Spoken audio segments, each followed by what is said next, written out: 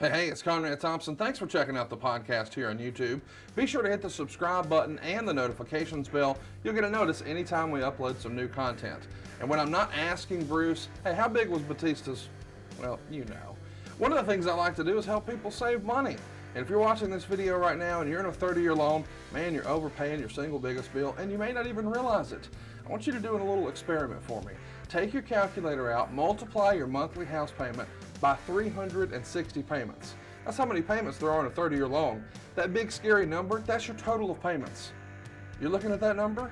You know you can do better. Keep more of your own money right now and go to savewithconrad.com. Or maybe you've got credit card debt. Man, it's not a matter of if I can save you money with that. Your average interest rate on a credit card is more than 20%. And by the way, all the interest you pay on those credit cards, it's not tax deductible. Whereas the mortgage interest, well, that is tax deductible. So if you owe this debt, it's up to you how to pay it back. Doesn't it make sense to get the cheapest rate possible and the greatest tax deduction possible? Find out how much money you can save right now for free at savewithconrad.com. You don't need perfect credit. Even scores in the 500s can be approved, and it's no cost out of pocket. But maybe best of all, we're licensed in more than 40 states. We can help more families than ever before. But how much can we save you?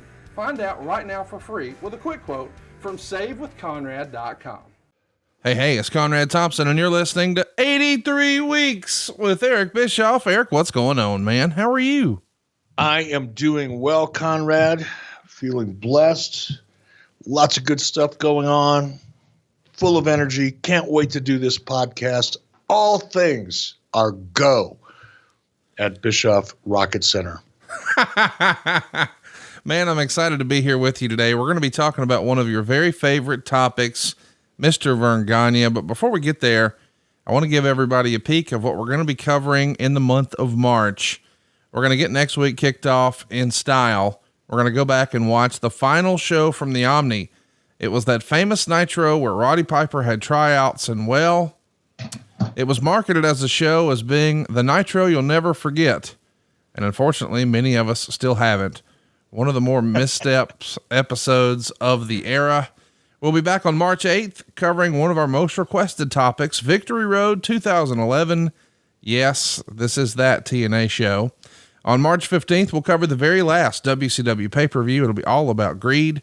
On March 22nd, we're going to do a profile on your old pal Kurt Hennig. And of course, on March 29th, we're going to talk about the Big Bang. Lots of great stuff coming your way, but we saw over the weekend, or at least I did, so many tweets about Eric Fires Back. I think people think this may actually be your best episode yet. What's the feedback you've gotten? The same, I'm overwhelmed. I'm grateful, but overwhelmed. And it's fun. As you know, Conrad, those shows are a little bit of a challenge for me. It's almost like having to prepare for a marathon or a prize fight or something. I mean, I really have to get my head right in order to do them. But more importantly, I have to get my head right after I do them, because for about 45 minutes after doing those shows, I literally walk around on our property, just letting my blood pressure kind of get back to normal and, getting back to where I want to be mentally. But they're fun. They are fun. As I've responded to Mike Mansouri, you know who Mike Mansouri is? No. But Mike Mansouri worked for Kevin Dunn at WWE, just an amazingly talented guy. And he commented on a comment to the Eric Fires Back, and my response was, I live to enlighten and occasionally shred. That best describes Eric Fires Back. Well, if you haven't already, go check it out. It's over at adfreeshows.com and also at adfreeshows.com. Eric, you've had a few minutes now to check out some of the Jim Crockett interview that I did. I think it's probably the definitive Jim Crockett interview. What's your takeaway thus far? It's not only the definitive Jim Crockett interview. I think it's a definitive because, you did such a great job with Jim Herd. It's another one of those. When I say definitive, I mean an interview that defines or sets the bar for wrestling related interviews with people that were game changers in this industry, before I came around, certainly in the case of Crockett.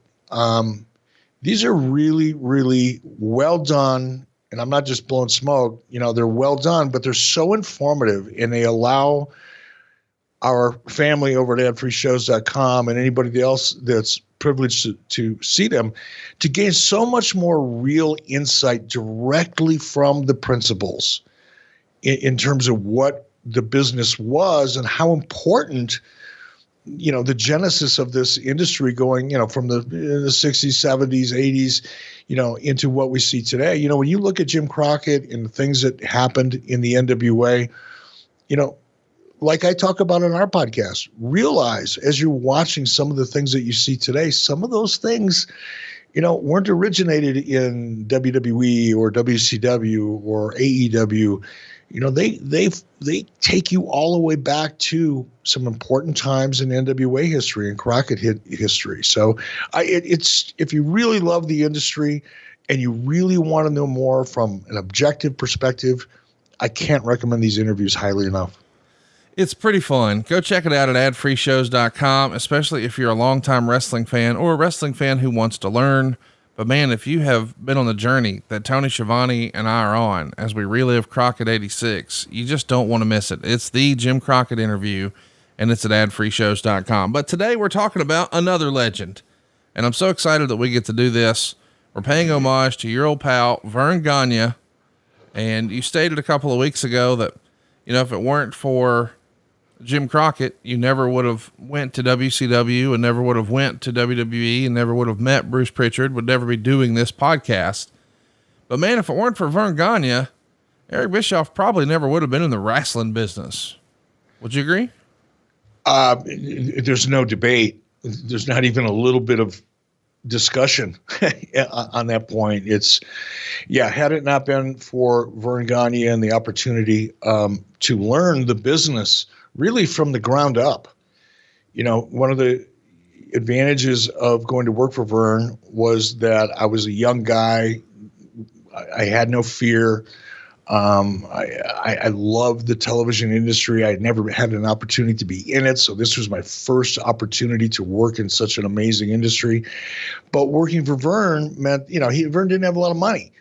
Verne couldn't afford to have the best of the best on his staff. So I guess that's one of the reasons he hired me, because I was cheap.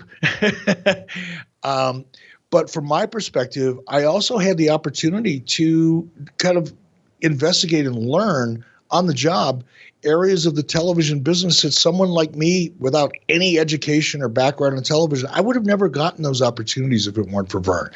I got to learn about television production in my spare time. In the AWA. I got to learn about promotion. I got to learn about advertising. And yes, Dave Meltzer, I got to learn about ratings back in 1987 and demographics and the difference between a ratings and a share and all those things I needed to know to learn about television syndication. So as a result of working for the AWA, I had, while not a deep understanding of all the different aspects of the wrestling industry, I had an understanding that was better than most people that were in the industry in terms of a broader spectrum of experience and knowledge. So I'm forever grateful to Verne Gagne, to Mike Shields. I would have never gotten the job in the AWA had it not been for Mike Shields and him being such an advocate for me. But I'll always be grateful to Verne Gagne for those opportunities because it affected not only my life, but my wife's, my children's, mine, in some ways, brothers and sisters. So it's a very important thing to me. Verne Gagne is our topic today because this Thursday would have been his 95th birthday. He would gain fame in his home state, where at Robbinsdale High School, he excelled in football, baseball, and wrestling. He won state championships for wrestling in high school before moving on to the University of Minnesota, where he captured 2 NCAA titles. Were you aware of Verne Gagne before you moved to Minnesota when I think you were like 14 years old?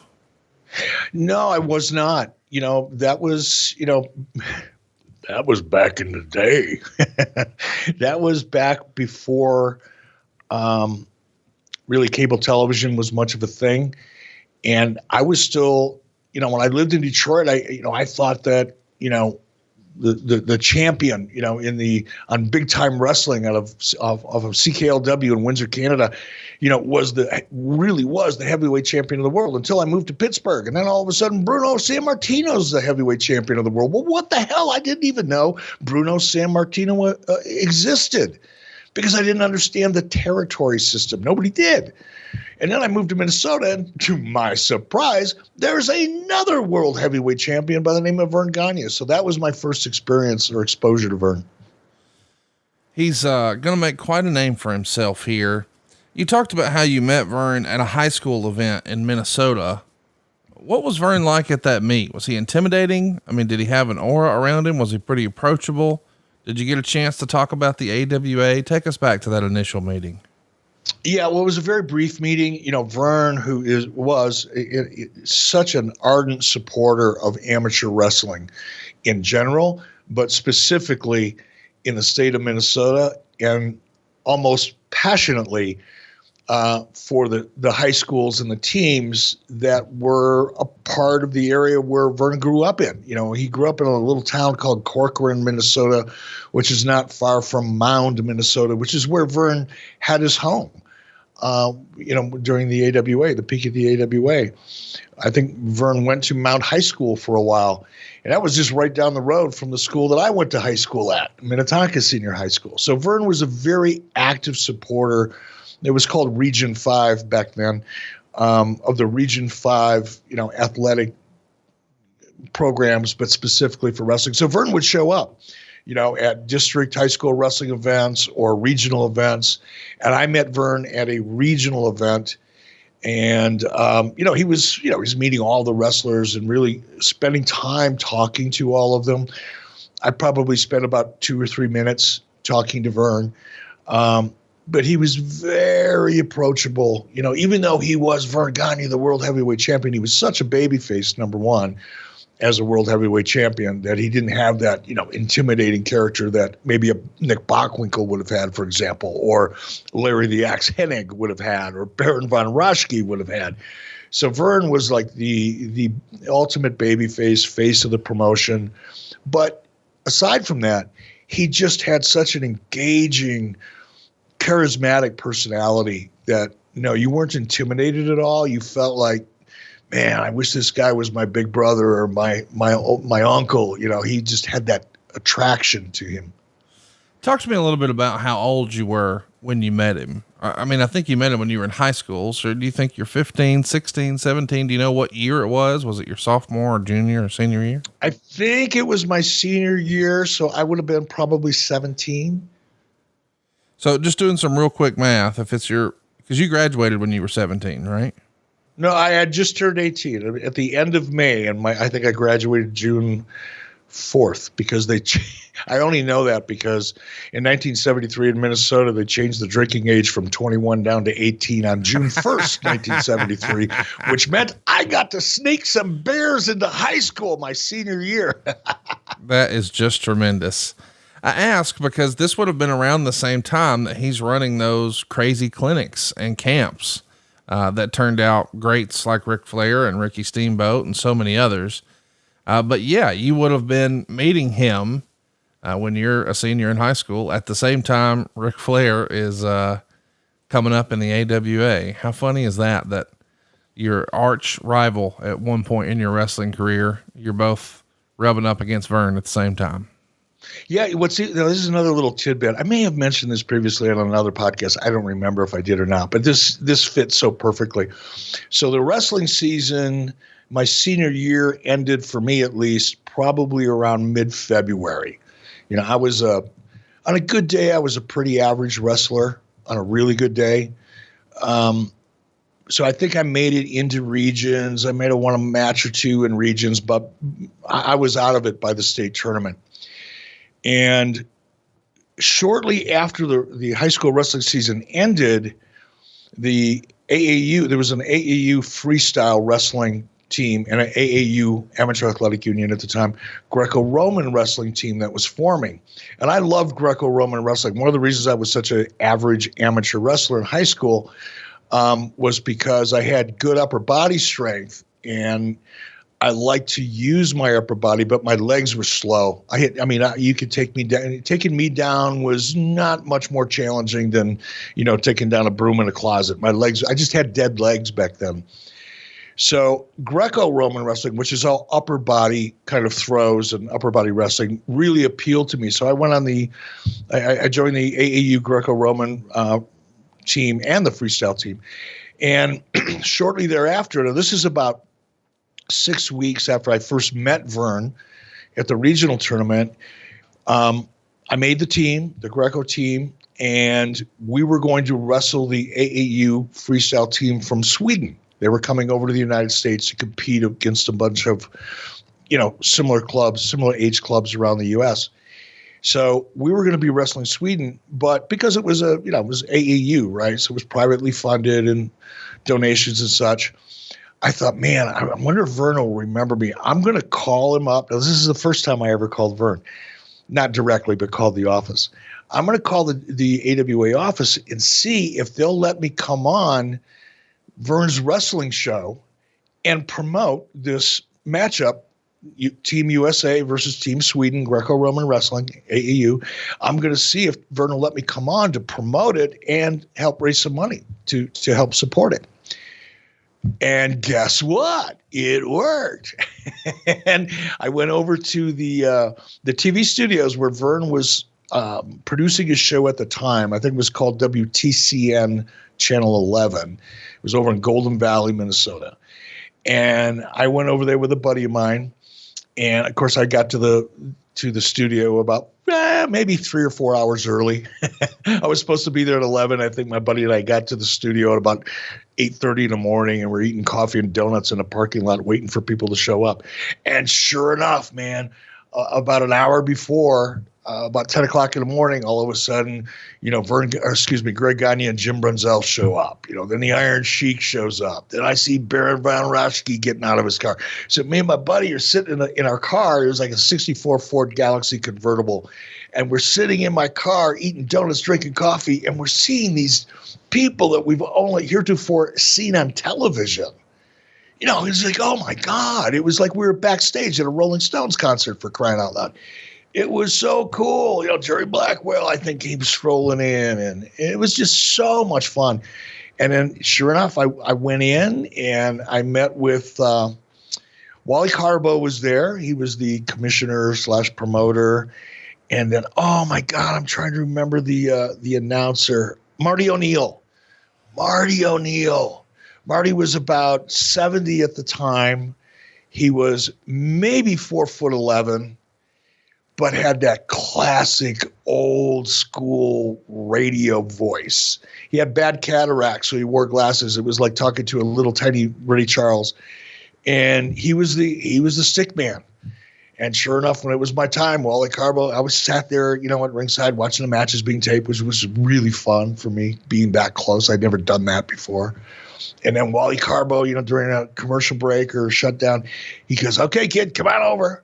And I got to interview with Marty O'Neill on Verne's show. That was the first professional television appearance I ever made, and I wish to God I could find it. Well, if you can help us find it, hey, slide in our DMs. Mine are open. I think yours are too, Eric. In the archives of your time in the AWA, you talked about how you were a fan of Ivan Putski, the Crusher, Mad Dog Vachon, Superstar Billy Graham, Wahoo McDaniel, and Dusty Rhodes. Were you not a fan of Verne's wrestling style?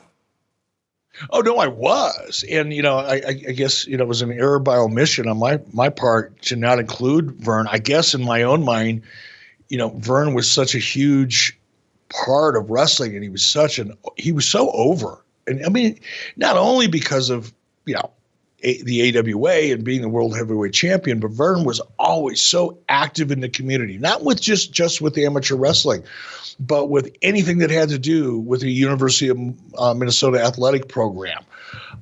He was always doing something for the community. So he was not only over because of what he did in the AWA, he was over because he was such a legitimate celebrity outside of wrestling in the state of Minnesota. So my assumption, and probably the reason for that omission, was simply because I just assumed everybody was a Verne Gagne fan back at that time. I couldn't imagine anybody not being a Verne Gagne fan. So he's kind of by default at the top of the list, in my opinion, at least.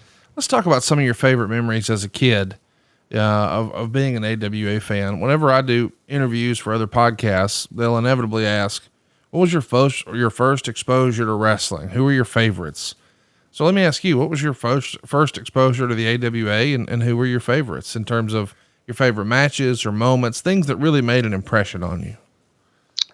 Well, like we just said, my first exposure, of course, was on television when I moved to Minnesota from Pittsburgh in early 1970, I think, or 69. I can't remember. God, it was like a lifetime. It literally was a lifetime ago for some people. But my first exposure was on television, and I think, and I had to be really young. I don't remember the year, but it would had to have been before I got my driver's license, which would have happened. I don't know when that happened, actually. I can't remember that either. But because my mom had to drive my little brother, and I say little, he's only 4 years younger than I, but my brother Mark and I went to the very first live event, AWA live event, and it was on Thanksgiving. Thanksgiving was a big day for, a live event in Minneapolis. It was a tradition. And I think it was around the country. Yes, sir. Well. It wasn't just in the Midwest. But again, because I wasn't aware of anything that was going on around the country, I thought, man, this is the biggest event, in the country. This is the biggest event of the year, because that's the way Verne promoted it. And my brother and I, my mom dropped us off, and my brother and I got our tickets and a couple hot dogs and a couple boxes of popcorn, and just sat there and had a blast. So that's your first AWA live event is Thanksgiving, probably 1971. Yeah, I think so. That would be about right. Man, that's so fun to go back and trace the steps of. Let's talk about Verne Gagne, the performer. You mentioned a minute ago that you thought it was just understood that you were a fan of Verne. What about his style or presentation appealed to you as a young person?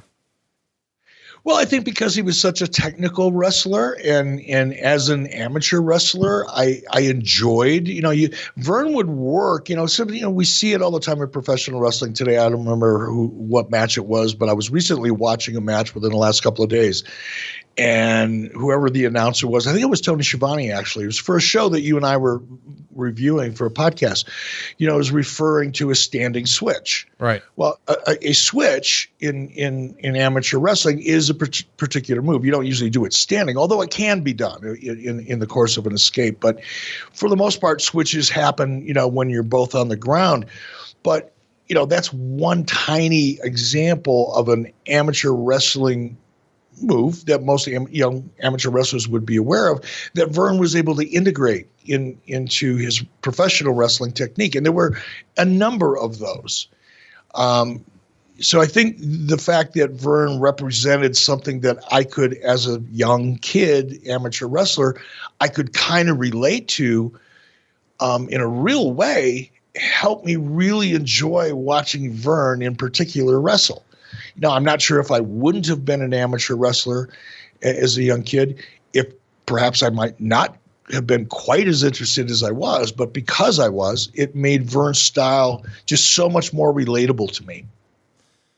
Real quick, while you were explaining what you liked about Verne, I managed to find the results from WWFoldschool.com. Here are the results from your first AWA show. November 25th, 1971 in Minneapolis, Minnesota. The AWA Tag Champs, the Crusher and Red Bastien, got a win over Blackjack Lanza, and Bobby Heenan was on that card. Billy Robinson would wrestle Ray Stevens. Ivan Koloff would wrestle Don Morocco. Lars Anderson would wrestle Bull Belinsky. Larry the Axe Hitting would wrestle Billy Red Cloud, and Jack Bentz would wrestle Dennis O'Brien.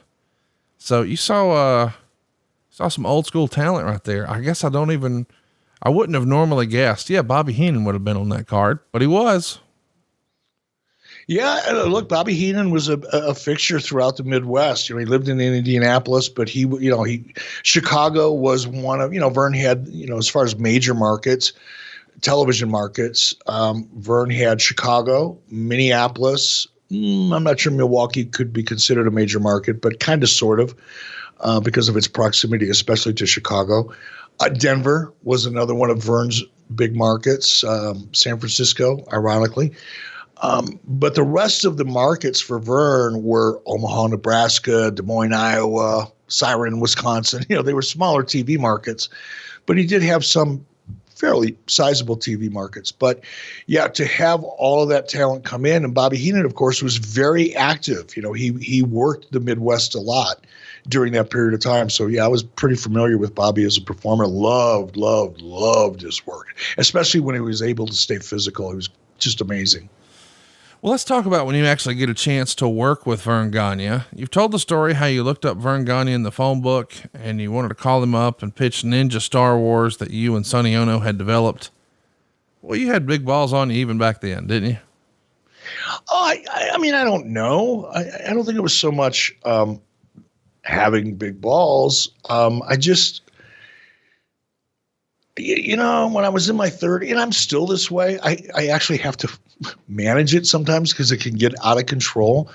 But I think anything's possible. I don't think there's anything that I can't do if I'm excited about doing it. And clearly that's not the case, but I don't care. I feel the way I feel. So when the idea popped into my head, hey, maybe I can go meet Verne Gagne. Keep in mind, although it was quite a bit earlier, I reached out to him twice and knocked it out of the park both times. So I was kind of good with it. Or at least once, I should say, once before. And again, because Verne was so just approachable, and he was just, honest to God, you could talk to Verne for 5 minutes and you felt like you'd known him for 5 years. So I was like, what the hell? What have I, and this is kind of how I approach life. What have I got to lose? Right. That I can't, if I can replace it, I'll risk it. It's kind of my approach. I thought, well, what have I got to lose? All he can say is, sorry, not interested. Okay, move on. It doesn't cost me a dime. And that's kind of been your approach for the rest of your professional career, right? Why not? It still is. I endeavor to kind of plug the holes of knowledge that I don't have. And if I start getting, this is where I guess maturity and inexperience, failing, succeeding, failing, you kind of put it all in a pot, stew it up, turn the heat up to about 180 degrees, let it simmer for a while. And hopefully you've got a little bit of experience coming out of that. But I feel the same way to this day. I just spend a little bit more time trying to understand what I don't understand before I jump off the ledge. But if the time's running on the clock and I got to jump without a net, I'm going. I'll still do it. You've talked about how you negotiated with Verne the 50-50 split for the profits of the game in exchange for advertising. Who do you think got the better end of that deal in the end? By a distance that is immeasurable, that would be me. I mean, it's, look, I'm sitting here talking to you because of that silly game and that opportunity. So absolutely, that would be me. Did Verne remember you when Mike Shields hired you, or how does that come to be? Oh no, man. The day that Verne met me, for the first time in high school at that regional wrestling event, he probably met that day no fewer than 150 or 200 other kids just like me. Right. and I was no standout. Like I said, I wasn't one of the guys favored to win anything. I was just happy to be there and hang with my buddies and bang it out on the mat for 6 minutes every opportunity I could. But no, Verne would not have remembered me then. And actually, when I was on the show that particular day, if I spoke to Verne, and I don't know, he may have been a part of the interview. I don't remember the interview that much itself, other than meeting Marty O'Neill. It was so brief, and he had so much other stuff going on that I doubt he would have remembered me from that. So I reminded him, by the way, the deal, brother, sales. I reminded him that we had met previously, and that, of course, I was at the regional tournament at Mount High School in 1973, and we talked about some of the names that did come out of that regional tournament and on to success. Brad Ringens, by the way, infamously was a part of one of Verne Gagne's camps later on, but when I was in high school is when I first met Brad Ringens. So it was easy for me by 1980, whatever it was, 7, to go, oh, by the way, Brad Ringens, good friend of mine, regional tournament, Mount High School, 1970. Oh, yeah, hey, remember I wrestled on the AEU freestyle Greco-Roman team? You helped support it. So by the time I got done thanking him and reminding him of, the limited contact that we had in the past, he felt like I was a distant cousin. Talk to me a little bit about the AWA offices. Most everybody listening to this is familiar with the conversations we've had about, the towers in Atlanta, for Turner and CNN. And of course, Vince has his own Titan Towers. And during our interview with Jim Crockett, I even asked about his old office for Jim Crockett Promotions. What about the AWA facility? Can you describe that for us? Yeah. It was Verne I believed he had an office right before I got the job in 1987. He used to have an office in a really, really nice office tower called Shillard Plaza. But he had subsequently bought a building right across the highway. It was on Highway 12, which is one of the main highways going from Minneapolis out into the western suburbs. Verne bought a building that I think previously was either a church, and it was a very modern looking building. So when I say a church, I know the first thing that comes into people's minds is a traditional, beautiful architecture church, but this wasn't the case. This looked like an office building from the outside, but it was a really nice office building. When you walked in the front doors, of course, very well landscaped. It was kind of set back off the highway, really deep, thick, grass and huge trees and evergreens. So it looked pretty. It was a good looking building. But when you walk through the glass doors, when you entered, it was a large lobby. I would probably say it was about 50 foot deep by maybe 25, 30 foot wide. And of course you'd walk in and there'd be the receptionist. And then behind the receptionist, there was a long hall. And off to the side, you'd walk down that hall, and that's where all of the offices were. And there were offices on both sides of that hall, relatively small, but perfectly efficient, nice offices. Each one of them had a nice window, so there was a lot of daylight in the building. And Verne's office was all the way down at the end of that hall, which I would say was probably, 200 feet long, maybe 150 feet long. It's hard to remember, really.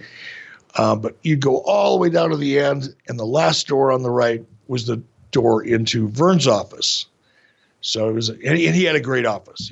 Huge office. And normal sized desk, nothing too elaborate there. It wasn't so ornate or anything. But in Verne's office, it was the longest conference table that I had ever seen at that point in my life. Now, today it wouldn't be that unusual, but for me at that time, I was like, wow, look at this table. There had to be 25, 30 chairs, nice chairs. It was a nice conference table. Thinking, oh my God, how many people really work here behind the scenes? It was massive. Of course, Verne's big chair was at the end. And I thought, man, this is going to be so cool.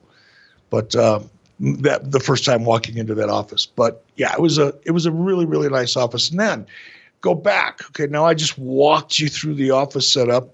Go back to the glass doors. You walk through those glass doors, and if you looked immediately to your right, there was a set of double doors. And if you walked through those double doors, that was what was, I think, the church, because it had a ceiling that was kind of gabled, and it was, really, really nice wood. I think it was probably, it would have been maple. It might have been oak. But it was really beautiful and ornate with big beams. And it was a very deep, wide area with a very high ceiling. So I think That's where the church was before Verne bought the building. That's what became the television studio for the AWA. Just fascinated by the old makeup of the way the business was ran. How many folks do you think were actually in the office? I mean, you sort of joked when you saw the size of it, you assumed, oh, this must be thousands of people or whatever it was. But actual day to day in the office, when you're hired on, it's sort of the dying day of the promotion. What's that look like? There were probably a dozen people, from the receptionist. Yeah, maybe more. I would say probably 15, 17 people that were there on a daily basis. Of course, when talent would come in to do what we used to call market edit promos, which I don't think are even done anymore. But when we used to do those for television, of course, there'd be, 40, 50 guys would fly in from all parts of the country or drive in from different parts of the country for an entire day, sometimes 2 days, to cut all of those interviews. But if you're talking about the core office, I would say between 15 and 17 people. Talk to us about your interaction with Verne. I think you were hired on to do direct sales for the syndication rights. Is that right? How involved was Verne with that process with you? He was not, unless there would be certain occasions, because, Verne, again, he was such a salesman. Really. He really, really was.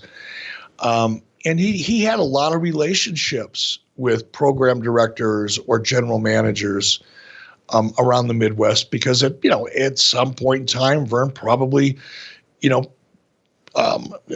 performed in some of those local markets for his live shows. And as a part of that, as a smart man, you spend a little time, with the general manager that airs your show, because the only way you sell tickets, and this is, an interesting part of the business back then, television was not a revenue stream for anybody back then. Television was a loss leader. It was an infomercial. It was something that a promoter had to produce and get on the air in order to have the possibility of selling tickets to a live event. So, like I said, it wasn't as if these general managers or program directors were paying for the privilege of airing the show. It was exactly the opposite. And Verne, whenever he would go into Des Moines or Milwaukee or wherever, La Crosse, he always spent face time with either the program director and the general manager or both.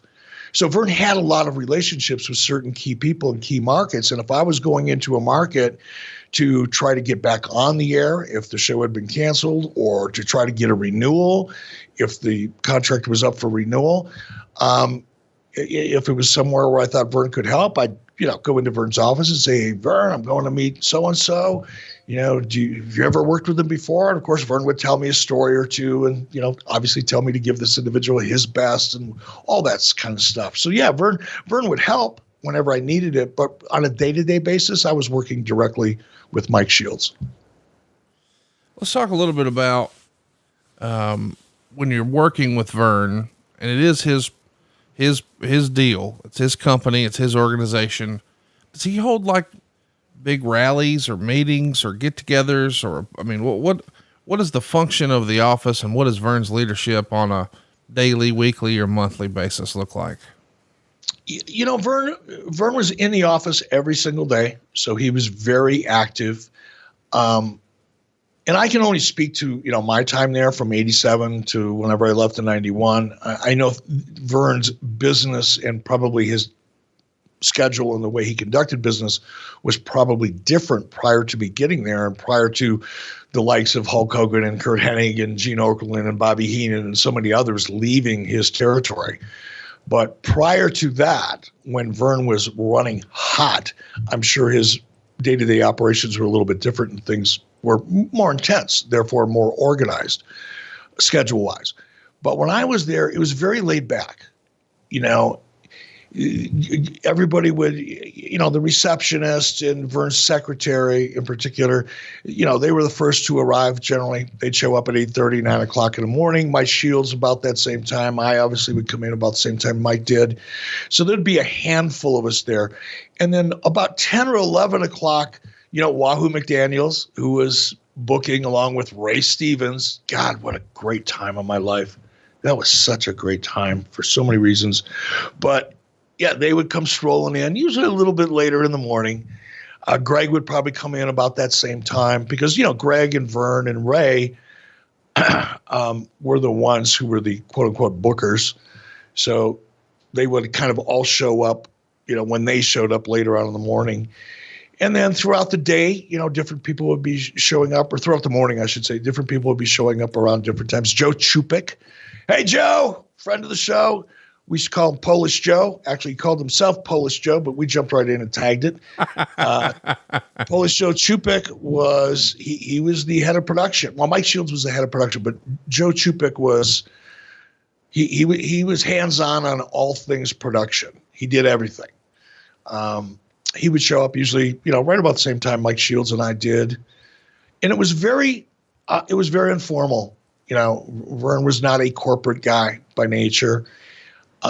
If there was something that needed to be addressed, for example, if, a big Thanksgiving, live event was coming up, or Christmas coming up, or a Christmas show, or anything that, was beyond the usual producing a show for ESPN and syndication and doing the monthly live event or whatever it is they were doing at the time. Verne would have a meeting, and that's where we'd all get around that big ass table, 1.25 acres of nothing but the finest oak surrounded by really comfortable chairs. And when everybody get around the table, and Verne would sit at the head, and we'd just kind of informally go through whatever was the topic du jour. I'm just fascinated by that whole process. Do you remember having any advice or tips when you're going into these markets where Verne had relationships? Is he dropping any old man knowledge, or as they say here in the wrestling business, is he allowing you under his learning tree, so to speak? Verne was, when it came to syndication, absolutely, and Verne would spend as much time helping me understand the market, from a live event perspective, because, those live events, although the stations that carried, AWA weren't typically making any money. No, there were exceptions, I'm sure. But, so I cleared my throat there. There were exceptions, I'm sure, in some cases, but for the most part, it was non-transactional beyond the agreement to carry the show. But there were, every one of those markets when Verne had and a lot of times, I'd go in to see a program director, and they were, typically when I was in my early 30s, when I started this journey, the average program director that I would meet was in his 50s or 60s. Right. And a lot of those same guys were the guys that were really active at the peaks of their career when Verne was really active at the peak of his career. So there was always stories. Verne would go out and hunt with a lot of these guys. Pheasant hunting, duck hunting is kind of a big thing in the Midwest, or at least it was back then. So if it was somebody that Verne knew from a hunting trip, we'd talk about that. So he'd give me a lot of familiarity and backstory, so that when I went in to meet somebody that was a lot older than me, I was obviously, new at the job and inexperienced. That was no secret. But I would be able to talk about things that kind of broke those barriers down. But when it came to anything beyond that type of advice, Verne was really reluctant. I mean, not reluctant. He just wouldn't allow it. He kayfabed everybody that needed to be kayfabed. If you weren't Greg Gagne, Wahoo McDaniel, or Ray Stevens, you weren't invited to talk about creative. If they were talking about creative and you happened to walk into an adjacent room and overhear the conversation, it was incumbent upon you to get the fuck out of there, because it's not your world. Verne was very, very protective. So the long-winded, of course, answer to your question is yes and no. Yes, when it came to anything other than the magic, but when it came to the magic, it took him, I think, 1.5 years before he even started. He didn't open the door, he unlocked it. And then a couple of days later, he'd crack it open 1/2 inch. And over the course of months, I finally got exposed to the magic, so to speak, of what was going on behind the scenes. But he was very, very protective of that. I'm glad you brought that up, because I've been curious, when does it first come up? Listen, I'm sure you're going to just through osmosis pick up some wrestling knowledge. I mean, we know, like, I shouldn't say we know. I've been to the WWE headquarters and I know they have TVs all over the building, even in the elevators, and they're replaying just a feed of, I'm sure it's just whatever's on the network feed. But even before that, they had the prior week's Raw or the prior week's SmackDown or whatever. Does that sort of exist in the AWA space, or are you sort of kept separate from the wrestling piece because you're just selling the syndicated? You're just a salesman. Yeah, no, that was very much the case. And by the way, I was cool as hell with that. Of course. You know, and I know most people that are, you know, big wrestling fans, you know, when they hear this story, they'll go, yeah, but didn't you want to weren't you excited to get involved with creative, you know, and get behind the scenes and, you know, learn how actually, I wasn't. Right. I had it's not that I wasn't interested in it, but I had no ambition, which is hard for me to even say. I had to work on that.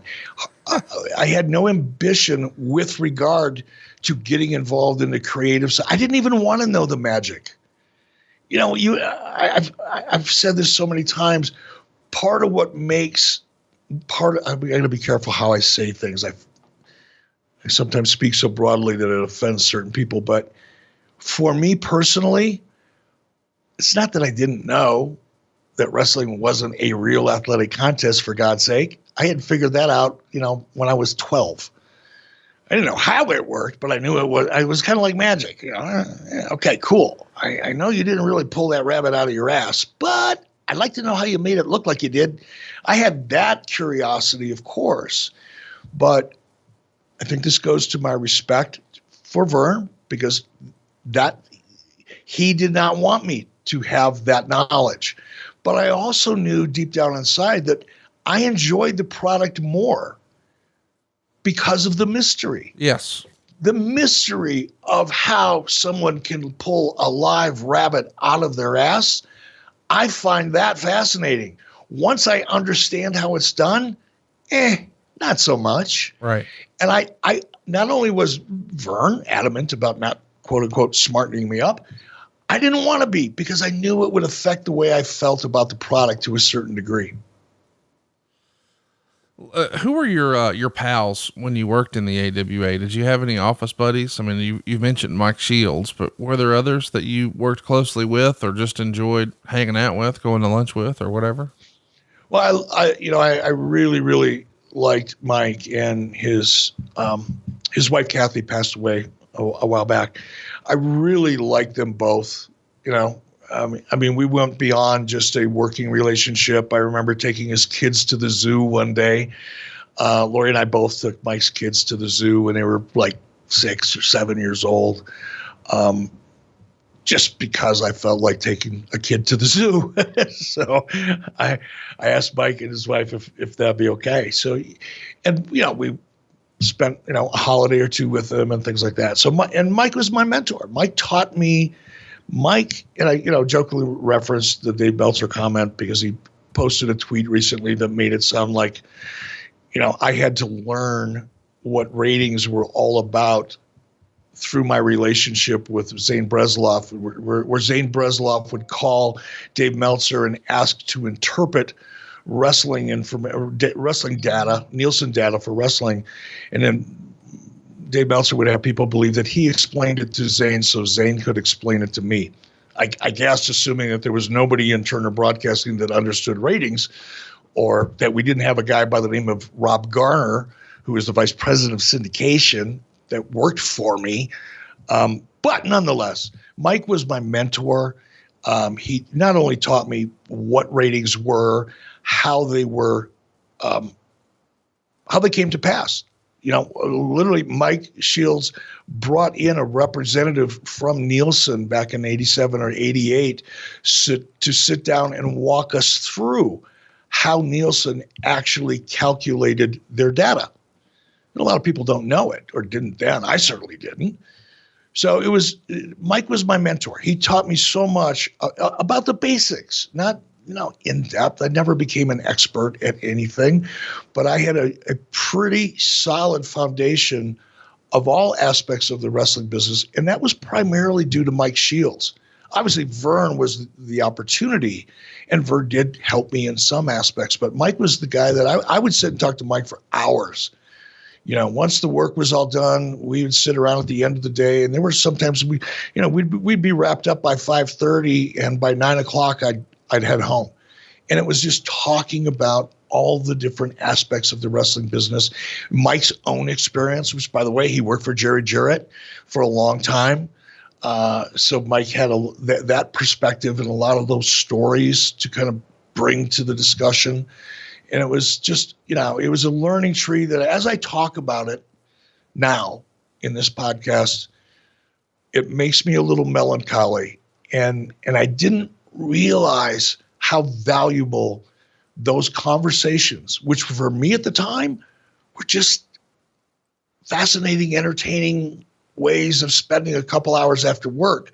But what they really were, and I can see more clearly now, is just one more layer of knowledge in the foundation that I had in professional wrestling long before I went to WCW. And probably really the reason why when the opportunity I got at WCW came up as executive producer, I was able to speak more fluently, not about the wrestling product, but about the television product and the operation because of that, albeit limited, but broad base of knowledge that Mike kind of mentored me through and helped me with.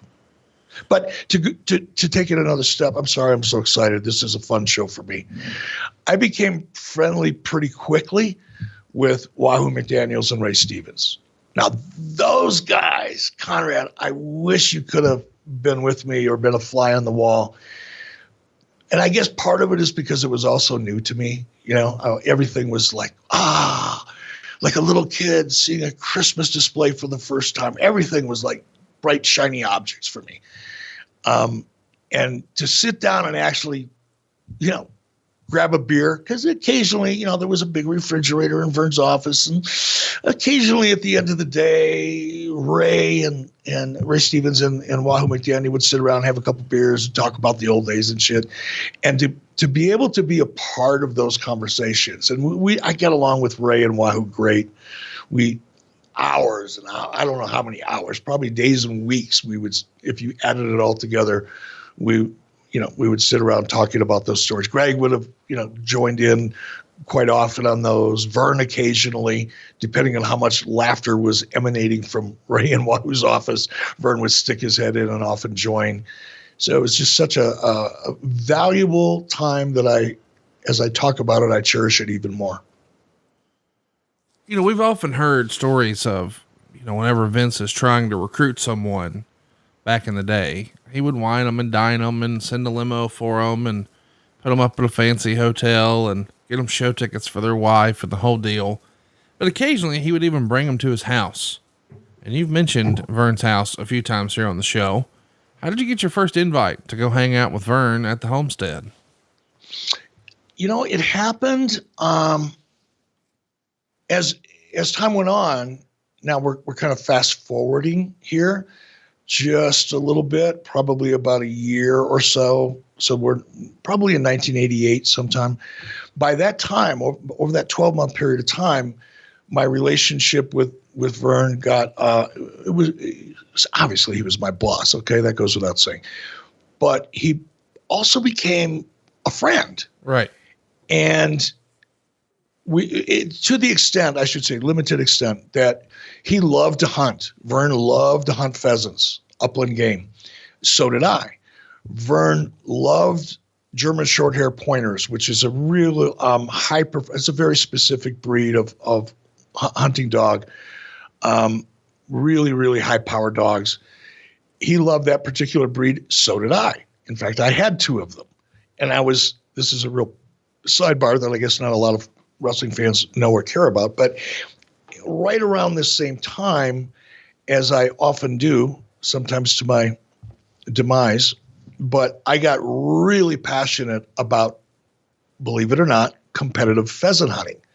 They would have these pheasant hunting tournaments around the country where you would get a limited amount of time, a limited amount of shells, 2 guys and a dog go out, and at the end of these tournaments, whoever had the fastest time and the most birds would win. And by the way, these tournaments took place at the equivalent of Augusta for golfers, hunting clubs around the upper Midwest. So it was kind of a big damn deal.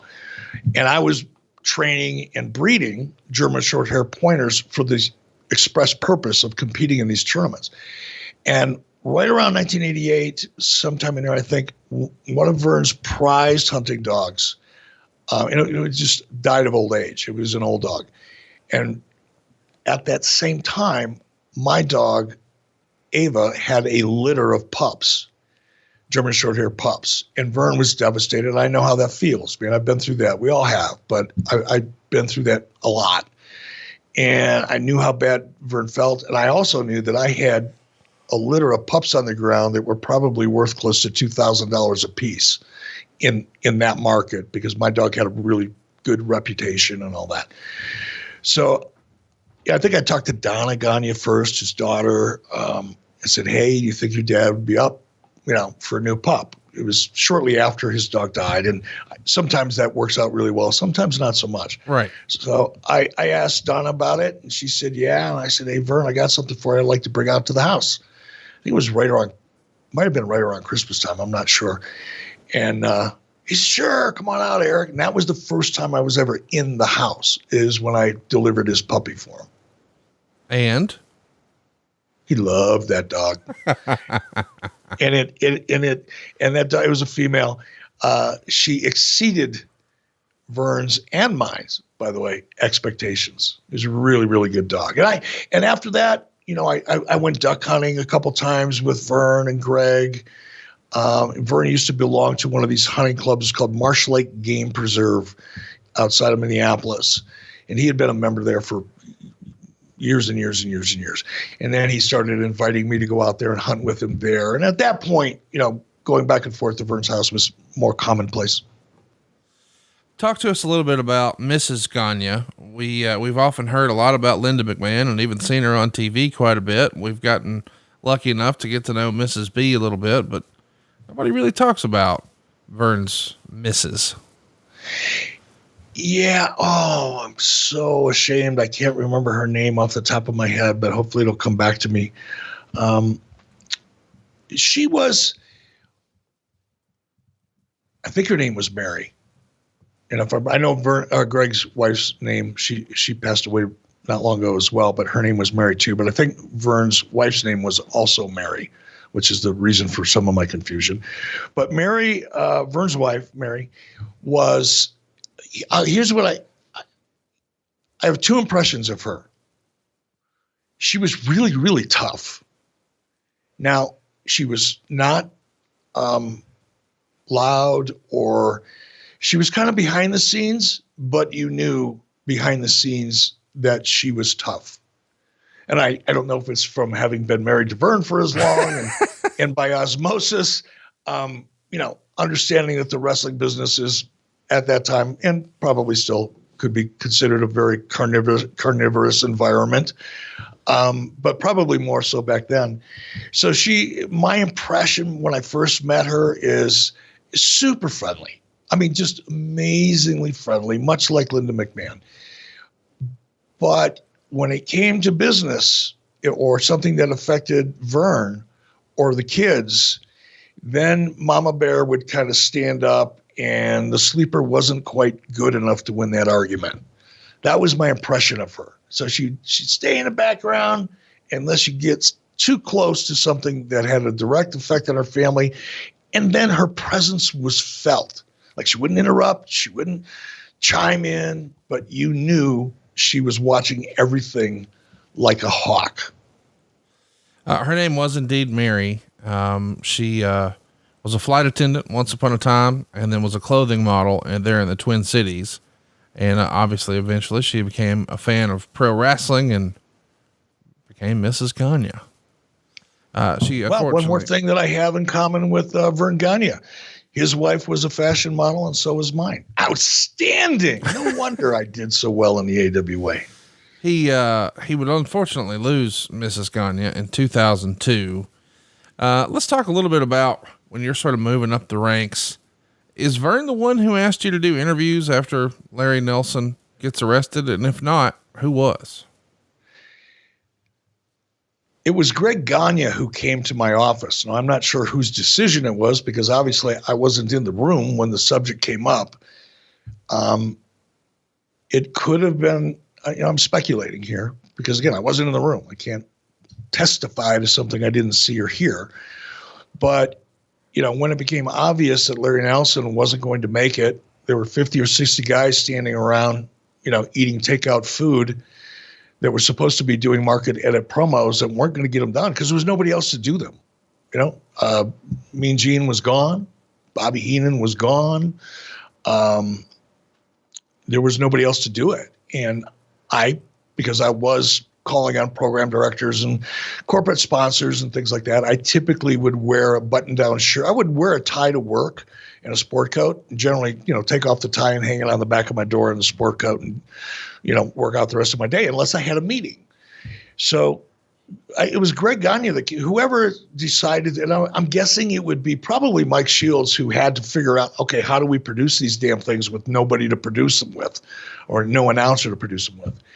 And I'm guessing it would have been Mike Shields that first suggested me because Mike had more interaction with me on a day-to-day basis than either Verne or Greg. Probably saw that I might be able to work my way through it, at least for a day.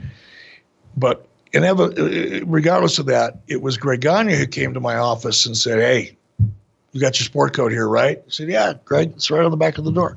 "You got a tie?" "Yeah, it's right underneath the sport coat, right on the back of the door." He said, "Put it on and come with me." Whoa, okay.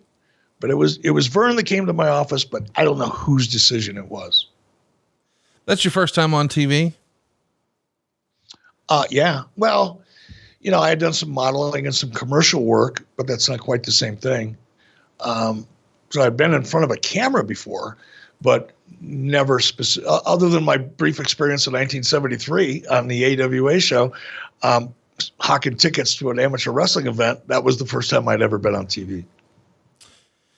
Let's talk about the product at the time. You mentioned who all wasn't there. Was there ever a moment before you started on TV when you're watching the TV show and feel like, man, this thing's getting outdated? No, there wasn't. Number one, I wasn't watching anybody else's stuff. Right. So there was, I watched WWE, but it was two different worlds, They were apples and oranges in the sense that they were both fruits, but the difference between an apple and an orange, just like the difference between WWF at the time and AWA, was apples and oranges. It's just two different things. I also knew that Verne was on a limited budget. Right. It was no secret. Even when I first started there, money was fucking tight. It didn't take me, more than a week or 10 days to hear the conversations about, live events at the Minneapolis Auditorium that used to draw, that used to sell out, that used to bring in hundreds of thousands of dollars that now you couldn't put 2,000 people into. So I became aware that there were massive budget restrictions on the AWA. And when you realize that, well, you don't compare. If you can only afford to drive a 10-year-old Kia, you don't compare your Kia to the guy driving a Ferrari next to you. Right. It's just, he's got what he's got. We got what we got. And I loved my Kia at the time. I had so much fun doing what I was doing, and I was learning so much. And I think that's one of the reasons I loved it as much as I did, is every day was a new lesson in this industry that I knew nothing about coming in. Whether it was syndication, I got to develop. I sold the largest corporate sponsorship in the AWA history, which kind of doesn't sound like a big deal. But I went to a brewing company, G. Heilemann Brewing Company in La Crosse, Wisconsin, which at the time was one of the larger brewing companies in the United States. It's since, I think, been acquired by Coors or Miller or somebody. But at the time, they were massive. And I went to them and secured a $100,000 sponsorship for a touch football game. And I had to learn how to present that to executives at G. Heilemann Brewing Company, the head of marketing, guy by the name of John Niebeck. John, if you're out there, I owe you one, brother. But, I didn't know how to pitch a corporate sponsorship. I had never done that before. So I had to learn that. And again, this is why I guess I feel so passionately about my time in the AWA.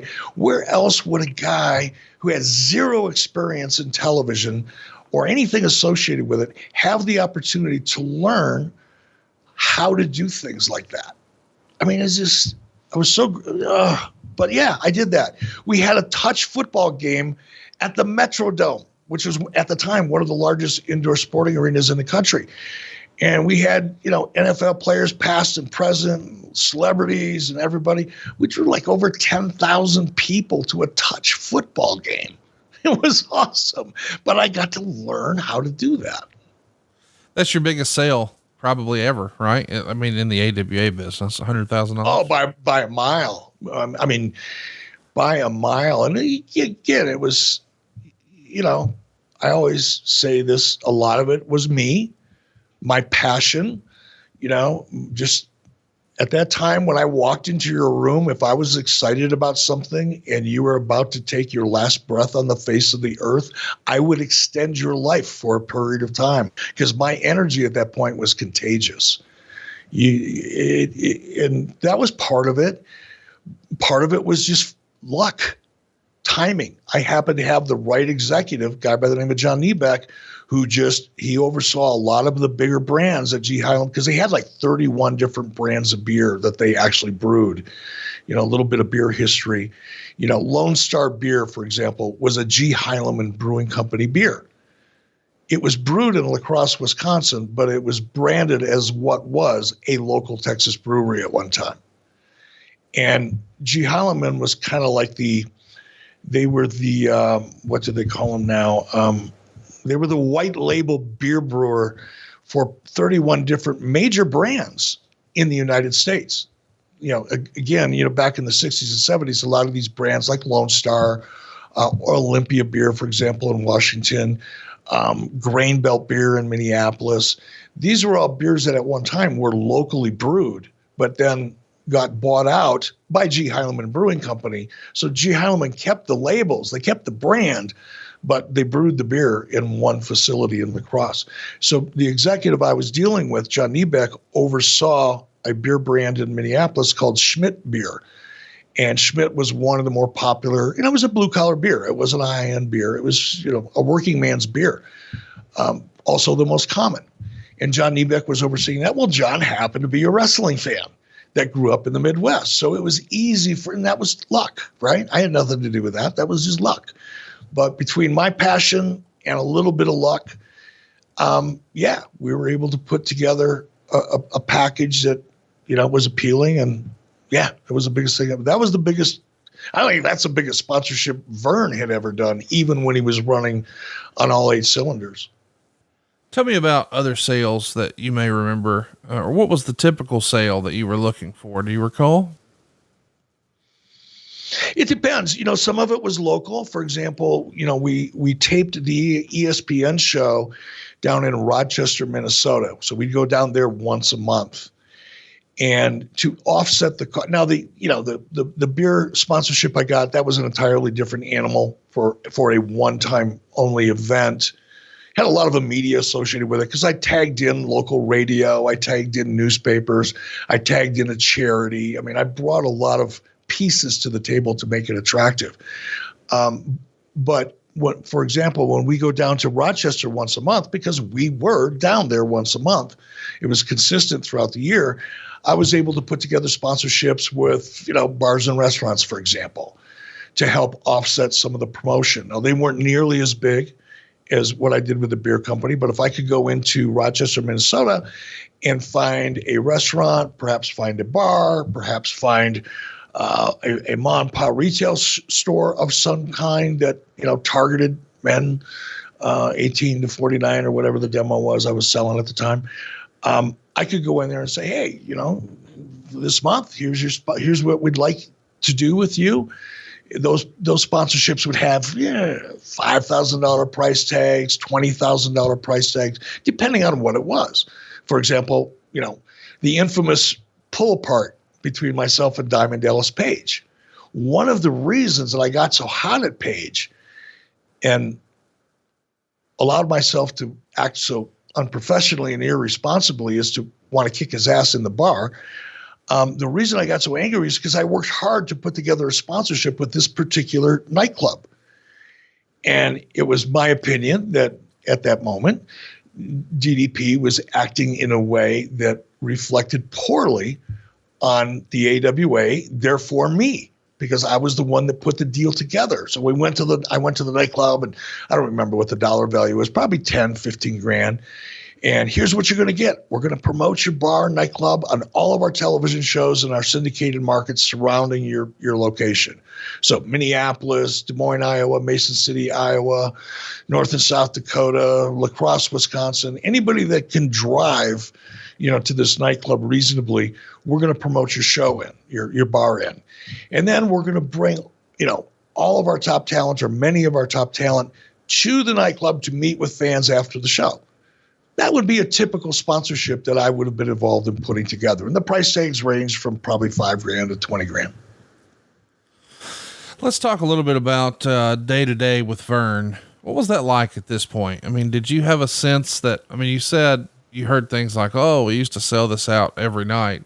When did you first realize the stress that he was under? Was that pretty early on, or were you sort of kept away from that piece of the business?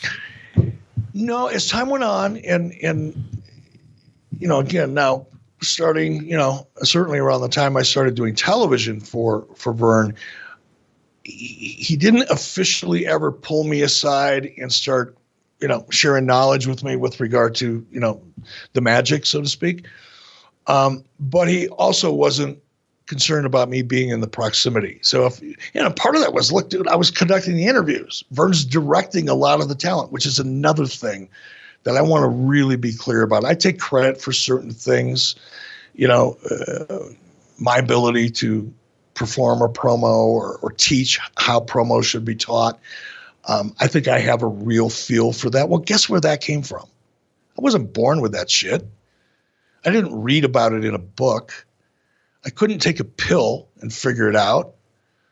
So it came from Verne. I had this, again, pointing to just how valuable that opportunity was. Long before I stepped in front of the camera, I was actually operating the camera in production. This was before Greg came and got me to hold the stick. There were occasions where I had to run the camera.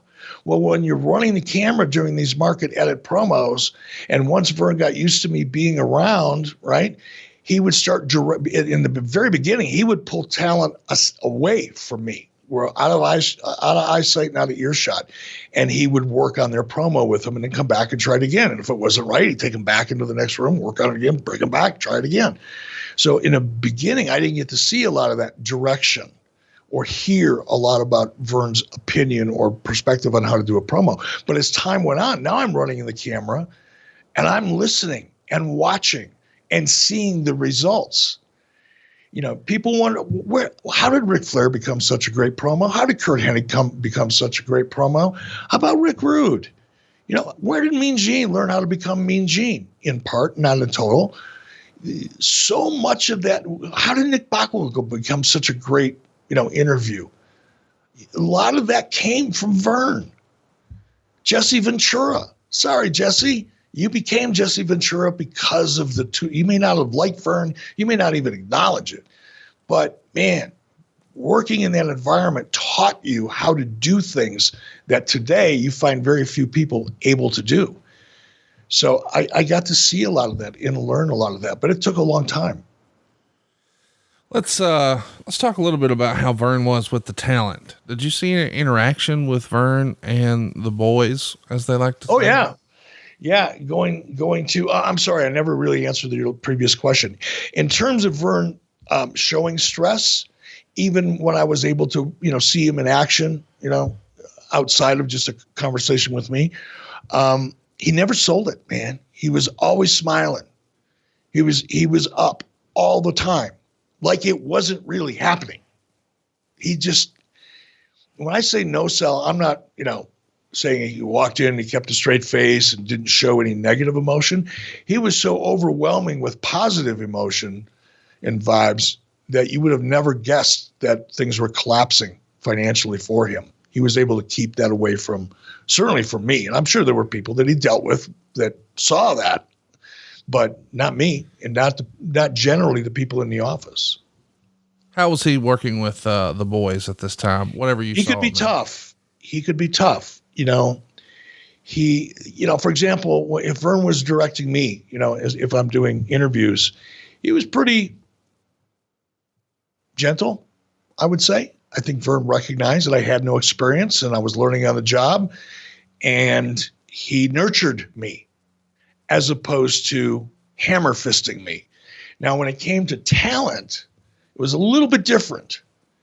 Verne related to wrestling talent a little differently than he related to people in the office, including me. So I would get glimpses of frustration, I think would be the best way to say it, when Verne was trying to get a specific talent to emote or cut a different kind of promo or change a promo or change a perspective on something. If the talent pushed back and the talent didn't have a lot of experience, Verne could be really tough. I mean, he could be almost abusive, not physically, but in terms of intimidation. And he would get the best of him. Verne would, whenever I think of Verne, and I think of this in a favorable way, although it's not going to sound like it, but whenever Verne would get excited, I got to take my glasses off. You can't see this, and take the earpiece out of my ear because it'll go sailing across my office. But you'd see Verne, and he'd be going back and forth with the talent. If the interview just wasn't going the way he wanted to go, Verne, Jesus, and at the same time he was saying, Jesus, he would slap the palm of his hand into his forehead. And it was like, oh man, he's getting hot now. But then he'd calm right back down.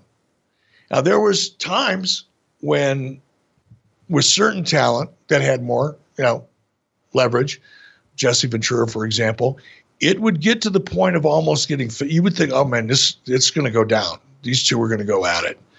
But whenever that happened, the talent, including Jesse, would back down. And when I say that, I don't think Jesse was afraid of Verne. I think Jesse had respect for Verne. Yes. But there were a lot of talent there. Verne was in his early 60s when I went to work for him. It might have been 60 or 61 when I first started, somewhere in that area. Verne was in great shape.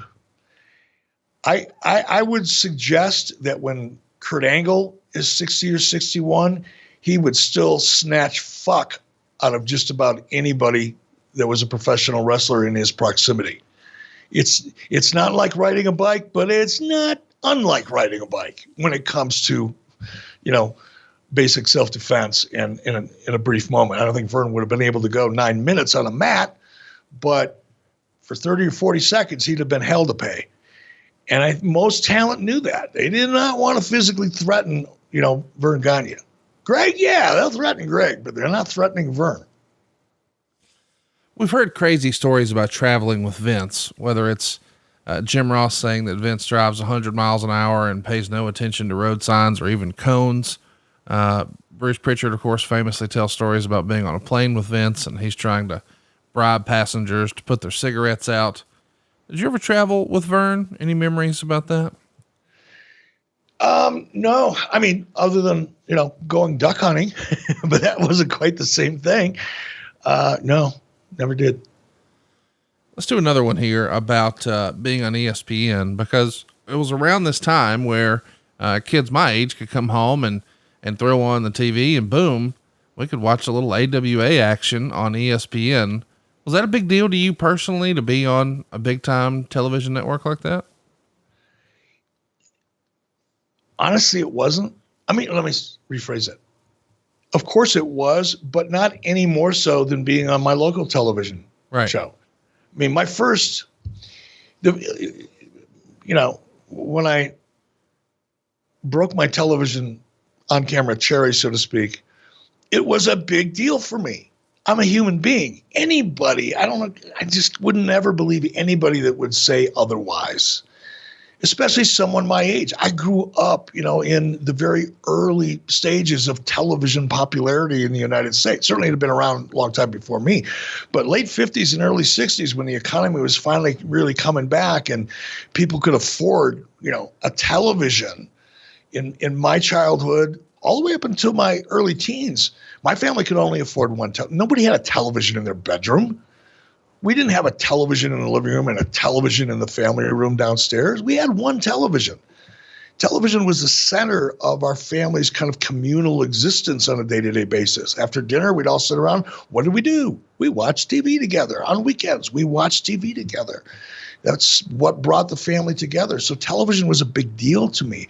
And obviously, the first time I got a chance to be on television on a regular basis as the host of AWA, for example, in Minneapolis, or doing play-by-play. Actually, I was doing both at the same time. But, knowing that my friends from high school and, people that I knew and my family could see me on this magic box, because it was still magic to me. It still is in some respects, just in a different way.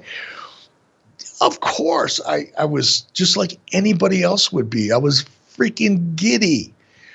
But after a while, not to say that I got used to it, but it was no longer new, right?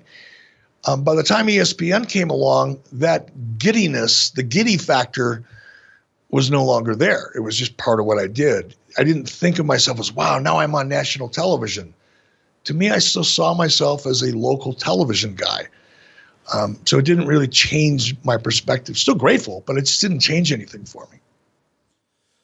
Let's ask about Verne's TV days. We've heard how Vince is and used to be on TV days, but we also know he never misses. You said earlier Verne was in the office every day. Was Verne at every TV taping, and what was that like? Yes, he was. And that's where I would see. Now, fortunately, I didn't have to interact a whole lot with Verne at TVs when I started doing them for ESPN.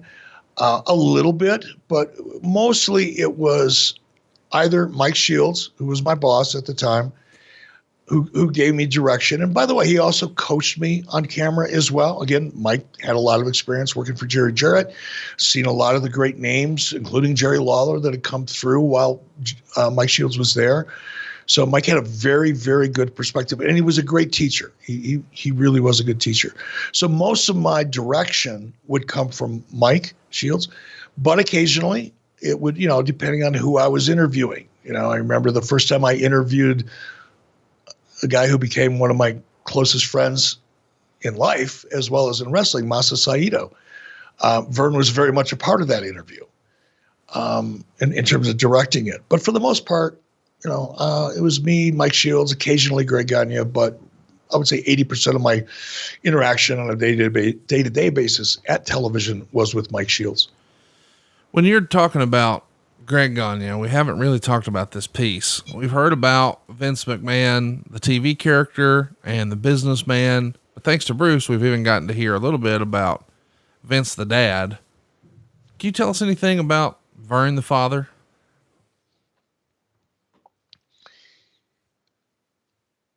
Probably in much the same way that I think those of us who have worked within any proximity to Vince probably has thought at one point or another that Stephanie McMahon is the absolute apple of his eye, for lack of a cooler way of saying it.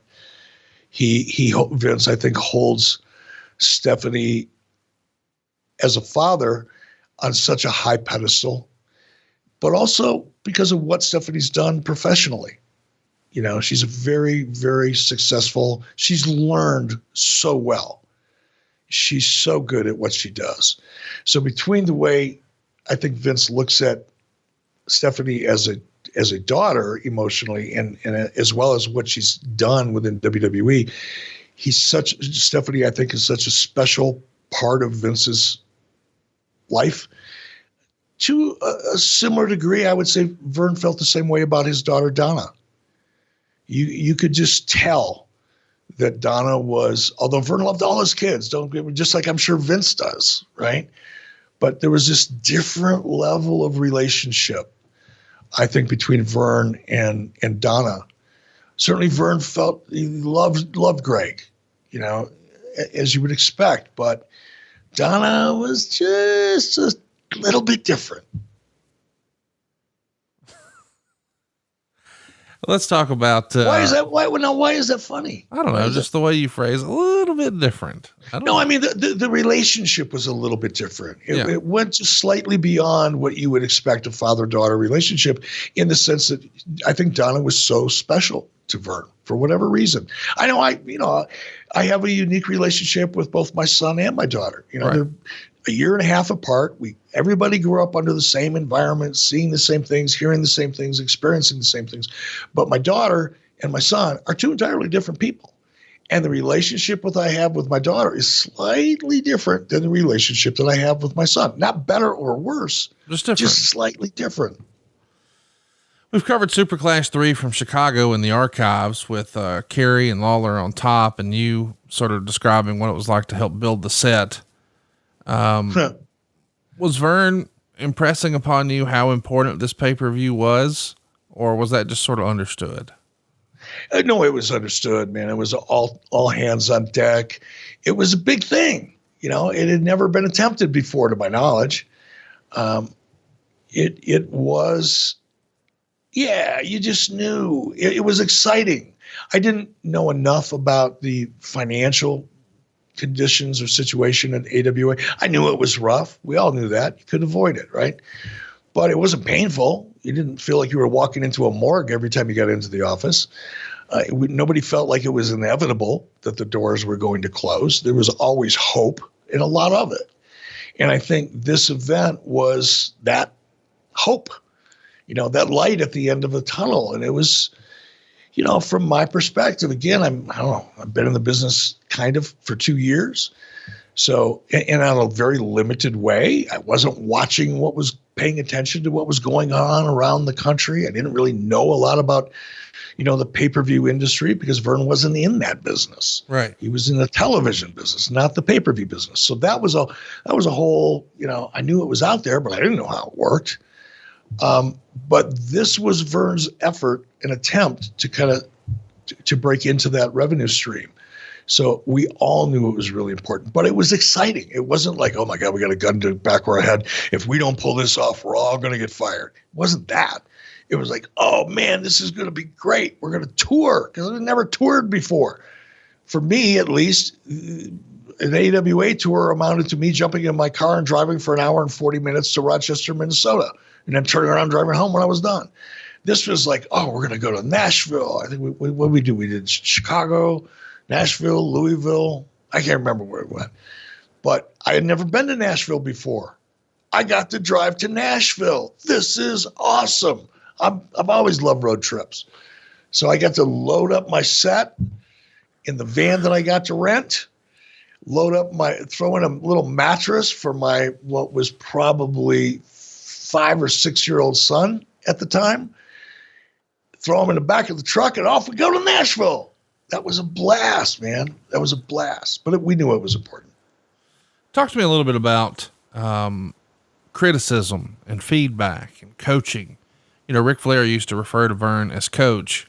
And I'm wondering, when you're out here on his TV, do you ever get any direct feedback or criticism, or, hey, Eric, good job there, but next time don't do this? What does that look like? From day one, when you're on Verne's TV, he's hands on. Okay. So that's why I did a poor job of explaining a few minutes ago, but again, you're going to hear me say grateful probably so many times. People are going to get sick of hearing it, but it is what it is, man.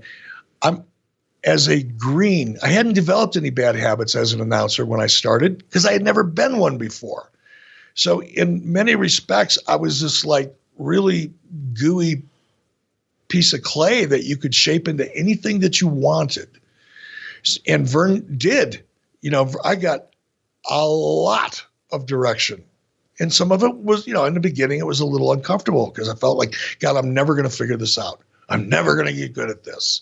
because I was intimidated by it. And then to be taking, direction that sometimes could have easily been interpreted as criticism from a guy that I looked up to so much, it was uncomfortable at times, just for a short period of time though. And then as I started to get more comfortable doing it, and once I got more comfortable doing it, I could start focusing on actually getting better doing it. Because like Verne would say, no, you need to do this, you need to do this. And he'd give me a list of things I needed to do to be better while we're doing it. By the way, this is all in real time. And I couldn't process those things fast enough because I was so uncomfortable. I was so focused on trying to get comfortable that I wasn't able to focus on getting better. But after time went on, that direction that he gave me started having a bigger impact on me because I could understand it better. Right. I was no longer frozen in my tracks, so to speak. I could really listen to him and understand what he meant by what he was saying. And then once that started happening, then it got to be fun, and I loved the direction. Because I saw Verne giving all kinds of top talent direction. And now he's giving it to me. I knew then, I didn't know well enough, but I knew then what a great opportunity I was experiencing. So yeah, I loved it. Especially Conrad when I started doing play-by-play. Oh my God. Yeah, he was because Verne had a very specific, and he did with announcing too, but I think it was more obvious and more intense when it came to play-by-play. Verne had a very specific idea of how play-by-play should be produced. And I got a lot of that. Let's talk a little bit about, when we're winding things down, like Super Clash 4, you're helping promote some of the towns for the event. Is that really like your first taste of promoting? And if so, was Verne very hands-on with you, or at this point, and I guess April of 90, had he started maybe to check out a little bit? No, Super Clash 4, while I was on the team that was involved in promotion, I certainly wasn't driving it at all. I was nothing more than support. My first real experience flying solo promoting was in Mason City, Iowa, coincidentally where Sonny Ono lives. And Sonny was a part of it. He doesn't know this. He will when he hears this because he listens to almost every episode. But one of the markets that AWA didn't have on their station list that they needed to have because they needed to run live events in Iowa was a station called KIMT. I'm pretty sure it was that. So I, with Sonny's help, because by that time Sonny and I had been friends for almost 10 years. Jeez, man, it's hard to believe, isn't it? It is. I've been friends with Sonny longer than you've been alive. Wow, that's crazy. But I said, hey, Sonny, I need some help clearing a television station down here. Well, Sonny had his own karate school and was putting on karate tournaments a couple times a year. He was very active in the community. Mason City, Iowa was a fairly small community, and Sonny was a big fish in that pond. So Sonny set me up with some people that he knew at the station, and I went in and sealed the deal. So we got local television. And then as a part of launching the television show, we wanted to promote a live event almost immediately. And Verne let me handle that one by myself. No, I tapped in, I asked questions, Mike Shields first, sometimes Greg Gagne, Wahoo, Ray. I think Wahoo was on the card. He wrestled Manny Fernandez in a bloodbath. That was my first event, Mason City, Iowa. But, I got to work with local radio, local newspaper, a local charity, the venue itself, and got to promote the thing from the ground up. It was great. Shawn Michaels and Marty Jannetty were on that card as well. So it was pretty cool. Let's talk a little bit about paychecks. We mentioned earlier that things were going to get tight, and you've even talked about here before that there were times where you didn't get paid. Chat me up on that. What was that like? What was the conversation like with Verne, and why did you stick with him? I stuck with him out of loyalty because I am a terminally loyal person. But that's cool. I'm not trying to work on that, by the way. It can be an uncomfortable attribute at times because certain times I've invested trust in an individual or a situation that I probably shouldn't have, but I did it anyway, and you end up paying the price. But I never let that stop me from trying to make loyalty high on my list of attributes as an individual. So by that time I had a relationship with Verne that went beyond a boss. We were friends. We hunted together, So it was the relationship first and foremost. Part of it was also knowing that if I stepped away, I could have gotten, I went for a long time without a paycheck. We've talked about this in the past. It took a major financial toll on me, but I didn't care. I wasn't worried about it. I wasn't fearful of it. I knew I'd come out of it eventually. And I could have come out of it within about a week if I wanted to, just by simply taking another job. I had a standing offer to go back to work as a sales manager for the food processor that I worked for. I could have picked up the phone and been working 48 hours later if that's what I really wanted to do, but I didn't want to leave Verne and Greg and the AWA. And I also knew that if I did, I'd never get back in the business again. Right. And I didn't know why I knew that, but I just had this voice in the back of my head that said, if you want to stay in this business, do not let the financial stress win, because it was a fight. When you can't really feed your kids, I was feeding them hot dogs and beans, but that's not really feeding your kids, not the way we wanted to. When you can't heat your house in the middle of January in Minnesota because you can't afford the propane, that's hard. And if I would have let that condition win, I would not be talking to you today. So it was a good decision, but it was a painful one. But I didn't mind making it. And neither did my wife, by the way. I don't want to say that. I'm not sure anybody I know would had a wife or has a wife that would have endured what Mrs. B endured in her support for what I wanted to do. You have a tryout with the WWF in 1990, and you've told us before that you told Verne directly. How did that conversation go? How did he take it? I didn't tell him. I asked him, and I made sure to ask and not tell. And I just went into his office. I think it was, I don't know why I remember it was a Wednesday morning, but I do. And I went into his office and said, Verne, can I have a couple of minutes? Sure, Eric, sit down. We sat down and I just explained to him the situation I was in. And I wasn't asking Verne for money. I think he expected me to ask him for money. Right. A loan or something, because I had to set up, why I was going to ask him what I was going to ask him. And I didn't even go into the real gory details, but I said, Verne, it's been a while since we've been able to get a paycheck, and here are some of the things that are going on in my life, Verne. And I want to keep working here, but I also have kids to take care of. And I said, I've got an opportunity to go to WWF and audition, but I want your permission. I want your blessing. He said, absolutely, Eric. You need to do what you need to do to protect your family. That was it. And I knew if I got the job, there would have been no hard feelings because I was honest and 100% transparent. I didn't nuance anything. And I also knew if I didn't get the job, that I'd still have the relationship that I valued so much with Verne for the same exact reasons, because I didn't hide anything and I was completely transparent.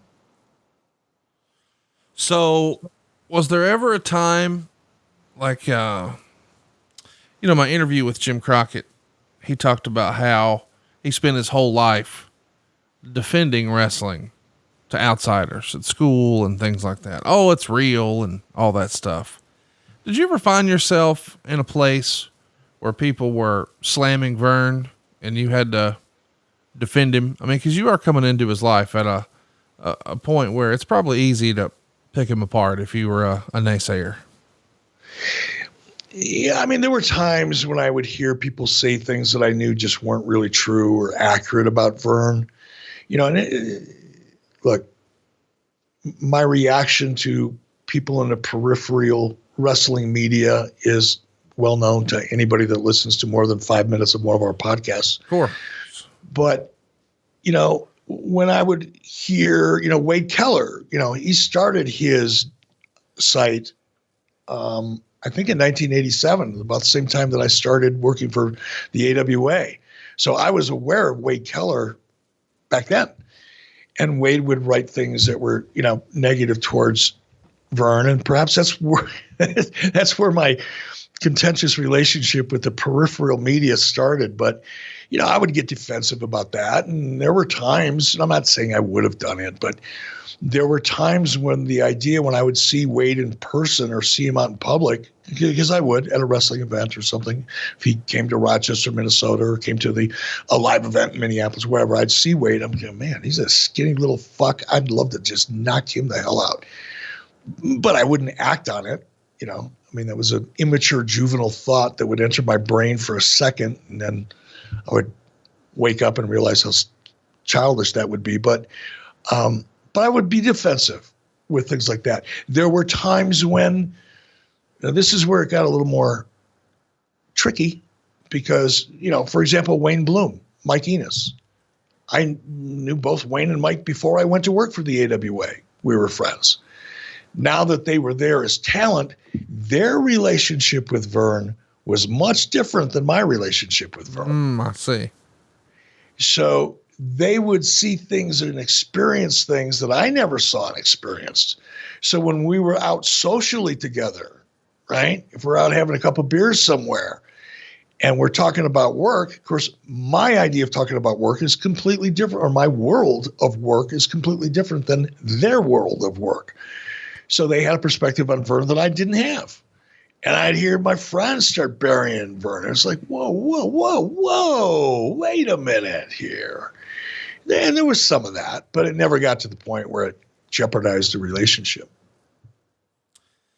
When you get the news, the AWA shutting down, are you still speaking with Verne? How does that conversation go? And, it's gotta be like losing an old friend. This is something that was a big part of your life for a while. And now, well, like a lot of things, it's coming to an end. Yeah, no. To answer your question, I stayed in contact. I communicated with Verne. Wow. All the way up until probably 95 or 96, maybe. Not really sure. I remember one of the last conversations I had with Verne, this will put a time frame on it, was Verne Gagne calling me and pitching this guy named Brock Lesnar. Huh. So, whatever year that was when Brock was graduating or shortly thereafter, because again, Verne was so close to the University of Minnesota wrestling team. He was really close with the coach there. Can't remember the coach's name. It'll hopefully come back to me shortly. But the coach at the University of Minnesota wrestling team was a pretty well-known coach, and him and Verne were, very close friends. And Verne was always supporting the University of Minnesota wrestling team. So when obviously Brock was a big star there, and Verne thought for sure that Brock could be a huge star. And Verne called me while I was in Atlanta. God, I don't know. Now I'm dying to know. I hope somebody that listens to this gives me the date. But it was sometime in 95 or 96. Let's start to wrap things up here on our Verne Gagne episode. I hate to even ask a question like this, but I know people are going to ask, were you owed money from the AWA when they went under? That's a really good question. Not inappropriate at all. I don't know. Yeah, but I don't know how much. I never kept track. This is the weird thing about how I operate. It didn't matter to me, therefore I didn't keep track of it. It's like if a friend or a family member borrows money from me, I don't keep track of it. You don't expect it back, really. I don't want it back. Yeah. Actually, if I have money in my pocket or anything of value, if I have something that somebody can use and they ask to borrow it, I give it to them. It's a gift. It's not a loan. And that's probably bad in some respects, but that's just the way it is. And I felt the same way about the money that it was my choice to continue to work for no pay, knowing that there was a good chance I might not ever get paid. That was my choice. Right.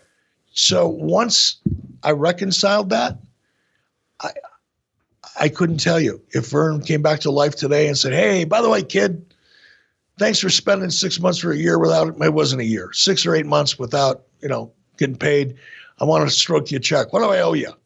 I don't even know. I never knew. I never kept track of it. Let's, I hate to even ask that question, but I mean, I hate to make the comparison, but when ECW went out of business, that's what people were talking about. Oh, I was owed this amount. I was owed that amount. We don't really hear that from the AWA, but it seems like it was a similar circumstance, just dire straits financially. Did you reach out to Verne once you start in WCW, either as an announcer or vice versa? I mean, you said that you had spoken with him in 95, 96, but that was about Lesnar. Were you ever reaching out just to check in or, I don't know, look for advice? Because he'd been in that sort of pressure cooker of professional wrestling and being the top guy before, right? Well, certainly he was, but on a much different scale than WCW and Turner Broadcasting. You asked two questions there. Did I stay in touch with him? Yeah, I did. Sometimes I'd call him during the hunting season to see how hunting was in Minnesota, or see if he got a new dog or, what he was up to, but just to say hi. Yeah, I do that, I would do that a couple times a year. There were times when Verne would call me. He'd see something that he saw that he liked, or in some cases didn't like. And, geez, Eric, what are you thinking? Jesus, why don't you do that? Jesus, Eric, I'd get some of those phone calls, but they were friendly, kind of older brother, surrogate father kind of conversations. I never reached out to Verne because one of the things that became apparent to me towards the end of my association working with Verne is one of the reasons that Verne ended up the way Verne ended up is because he was very stubborn. He had one way of thinking, and there was not a lot of room for alternative ideas or approaches to business, television, wrestling, or otherwise. And I recognized that. I listened to the stories both Verne and Greg told me about how Vince McMahon, stole their territory, stole their talent, completely pissed all over the AWA. I heard those stories, several times a month on average in one way, shape, or form. Now, later on, I realized that it wasn't exactly the way Verne and Greg told the story. Right. There was another side to that coin. But to your question, yeah, I knew Verne was really stubborn. Verne had a very limited understanding of television in the 90s. He had a very limited understanding of television in the 80s.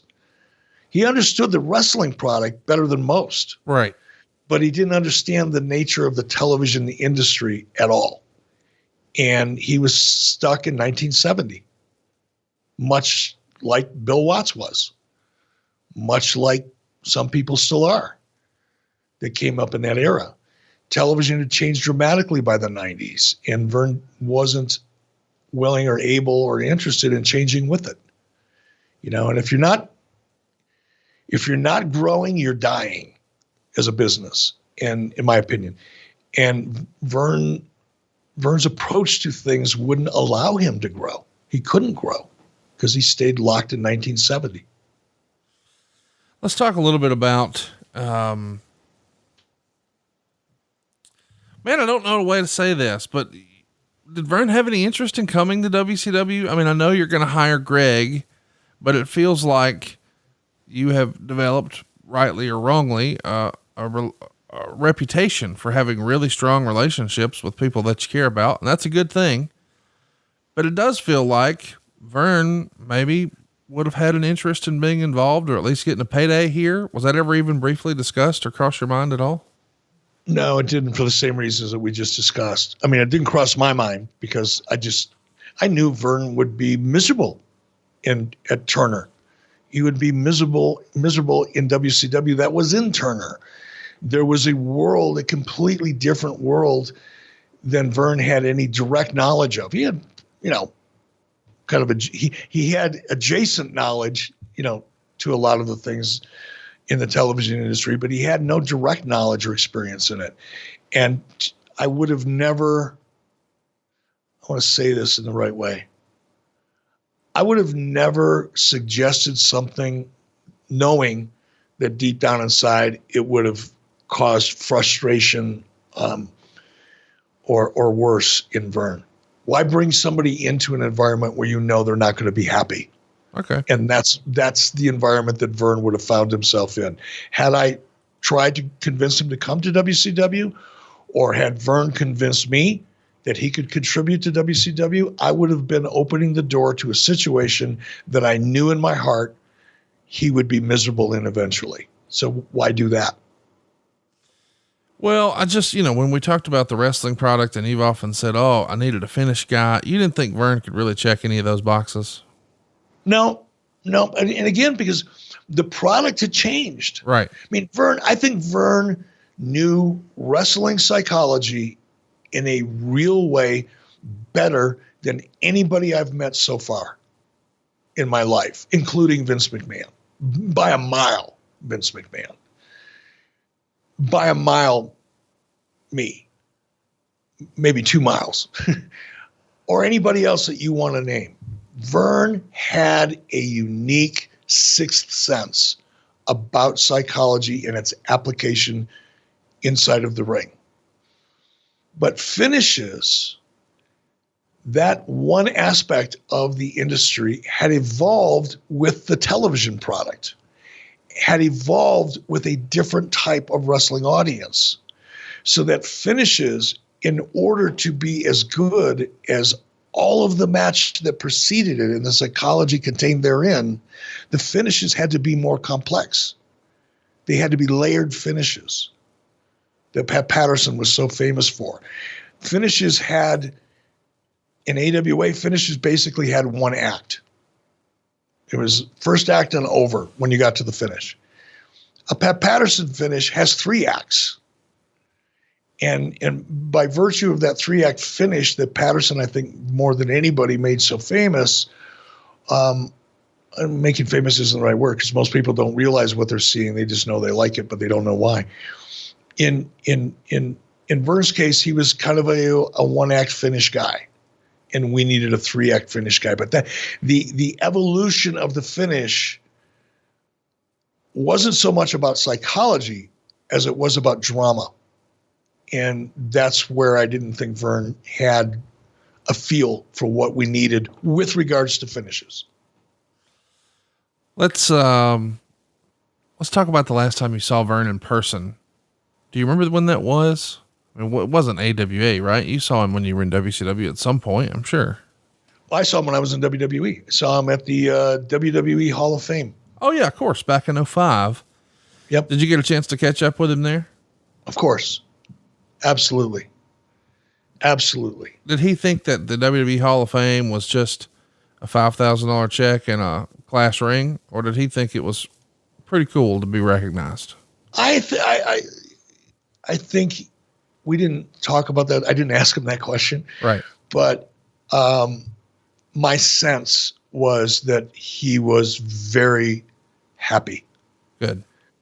Very happy to get the recognition, even though it was coming from Vince. But my sense was he was very, very happy and proud. I know. I'm sure of that. Was he how you remembered him when you saw him in 2005? Yeah. I mean, he looked a little older. He was a little older, but he still looked really good. He still had his trademark sense of humor and smile. He was upbeat. He was lighthearted. And he was Verne, man. He was no different than he was when I first met him in 1973 in many respects. He looked different, but he didn't come off differently. The vibe was exactly the same. I mistakenly said '05. You actually finished up in '05. He went in the Hall of Fame in '06, but you don't have to be on active TV to go back to WrestleMania weekend. No, they actually invited me back. WWE invited me back for that one, and that's why I was there. What was your favorite Verne Gagne match? Can you recommend one that people go out of their way to see if maybe they only know him as Verne the promoter? Any match between Verne Gagne and Nick Bockwinkel, to me is the bar to which any aspiring talent should try to meet. Forget about trying to exceed it. Not saying that there aren't people out there that are more physically gifted and talented, like any sport. You know, athletes in the NFL today are far superior than the athletes of the NFL 50 years ago. Everything's changed. Training's changed. Knowledge has changed. Techniques have changed. Training equipment has changed. Everything changes. And the level of performance changes along with it. So there are probably mid-card talent somewhere today, all over the place today, that physically have as many or more gifts than Verne did physically. But I challenge anybody in the industry today to try to have the level of understanding of psychology and application of psychology and instinct of psychology that Verne Gagne had. I don't think you'll find that person. What do you think Verne's legacy will be in the business? You know, unfortunately, he's never going to be recognized as being as influential as he should. You know, if you catch Hulk Hogan in a private moment, you know, and you hear him talk about where Hulk Hogan really came from, and don't get me wrong, Hulk Hogan will give plenty of credit to Vince McMahon Sr. for creating the name Hulk Hogan. But in terms of creating the character and what made Hulk Hogan famous and helped Hulk Hogan understand psychology to the extent where Hulk Hogan didn't need to do, you know, Frank Gotch kind of wrestling, you know, he'll give credit to Verne Gagne. Verne Gagne created the Hulk Hogan character. Those are not my words. Those are Hulk Hogan's words. And I think to a degree, the same could be said for Gene Okerlund. The same could be said for Kurt Hennig. The same could be said for Rick Rude. The same could be said for the Road Warriors to a lesser degree, but to a degree. The same should be said by Jesse the Body Ventura. And so many other names that we all recognize as being some of the biggest names in the wrestling business. But guess where they learned their shit? They learned it from Verne. He created that talent. He shared that knowledge. He shared that insight, that instinct, and helped some people develop it within themselves. And I would like Verne, because I think he deserves it, to have more recognition in terms of his real contributions to the industry. But look, you know, we live in a society today where the only news is today's news. Right. And the only history is yesterday's history. And it's easy to forget. But hopefully, because of the network, the WWE network, and shows like this, and people like you, every once in a while, it'll get brought up and people will have an opportunity to hear, you know, the rest of the story and understand how Verne, just like Jim Crockett, really were in their own way responsible for some of the success that we see today. You've told us what his personal legacy is to you.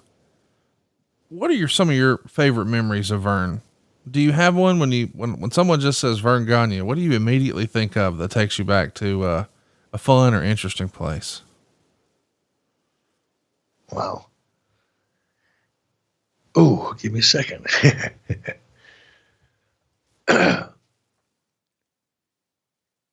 I think the last time I went duck hunting with Verne, I don't remember, it was somewhere up in northern Minnesota, and we stayed at a little cabin. It belonged to a friend of his. And I think it was a very famous surgeon. Might have been Peter Nigerian, Dr. Nigerian's cabin. I don't remember for sure, but it doesn't matter. It was a beautiful log cabin right like 50 feet off the shore of an amazing lake. Beautiful place. It was like if you were a waterfowl hunter and you had somebody paint an oil painting of the most idyllic duck hunting setup you could find, this would be it. It really would be. And I had so much fun that weekend. And I just felt like the relationship, it started out as the boss. No, it started out as me looking up and admiring and, being in awe of this guy who then later became my boss, who then later became kind of a friend and a boss, and then eventually became almost like a surrogate father to me. And not in a big, broad way, but in his own way. And that particular weekend was one. I mean, I can picture it in my head. If I had any ability to paint, I could paint that picture because it's so clear in my own head. That's what I remember. That's the one thing. If I had to pick one thing, that's what it would be. And then the rest of it is just a collage of images and moments and memories of him, directing, not just me, but directing talent, because I loved watching that process. Watching Verne, because Verne, he struggled sometimes in his communication because he would get so passionate. He knew what he was trying to say and he couldn't find the right words. And sometimes that would just kind of raise the frustration level a little bit. He was getting more frustrated himself than anybody else, but nonetheless, he'd start getting really frustrated. And then he starts slapping himself on the floor. Geez, God, geez. I remember though, and I laugh, it just brings a smile to my face when I think of them. Some real quick things to wrap us up here. What's your overall assessment of Verne as a promoter? Put it in context. Throughout the 70s, early 80s, one of the best in the country. After, the territory raid and the change of the business model and Vince McMahon rolling his product out nationally, he didn't adapt and failed to adapt and ended up out of business as a result of that. Your assessment of him as a boss? Unfair for me to give that assessment because in my mind, he was more of a friend than a boss, but I guess he was a great boss. When you feel that strongly about your boss and you're that loyal to him, he's doing something right. What about as a person? Tough, but generous and compassionate. I want to do one last question, but before I do, I want to ask a follow-up. You mentioned earlier, sometimes you get calls from him and when you're running WCW and they'd say, geez, what was something that he was annoyed by or upset by? Do you recall? Oh, he was usually talent driven. Why are you using that guy? Or why are you not using this guy? Kind of thing. Not so much storyline stuff, but it was more talent driven kind of commentary.